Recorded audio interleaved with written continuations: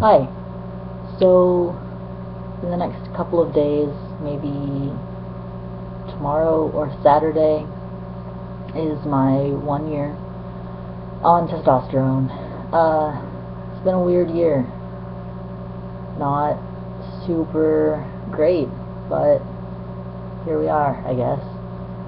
I wanted to talk about changes and also about my decision to start HRT and sort of how I came to that, because that was kind of a process and kind of a big deal for me. So thought this seemed an appropriate time to talk about it, I guess. So changes over the past year. My voice has dropped, obviously, and hair got a lot hairier all over. Acne, awful, horrible, painful, worst. Genital growth, check. I guess maybe muscle definition. I'm pretty scrawny anyway, naturally, so it's hard to say about that. Oh, I should definitely say, when I was at Disney for about 3 months, I was on too low of a dose. My dosage was low and my levels were really low, to the point where my period came back at around 6 months on T, and it has not yet gone away again. They upped my dose. It hasn't gone away. I don't know. So I guess we'll see about that. And the other thing that I would really like to see is for my waist to square out more. That hasn't happened so much, and it's kind of one of the things that I'm really anxious to have happen a bit more.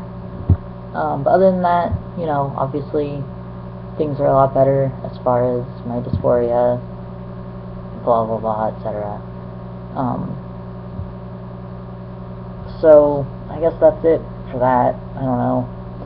I want to talk about, more importantly, maybe a year ago, a little more than a year ago. No, you know what? 2.5 years ago, when I came out to myself and to everybody else, I sort of made the decision that I was not going to medically or physically transition in any way, because biology has nothing to do with gender, whatever, etc. And if I really felt shitty about it, I thought that I would rather have worked it out mentally rather than physically, like just learned how to cope. But that turned out, for me personally, to be a load of bullshit. And I know I'm not speaking for everybody. I'm not saying you can't do that, because maybe you totally can. And that's cool. You should, if you can, then, and you want to, then yeah, it's good. I'm just speaking for myself. After about a year and some months since I came out, I just couldn't anymore. For a long time, I had been sort of doing research about testosterone and what it would do and all that stuff, and I sort of had my mental categories of things I didn't want and things I did want and things I was like about,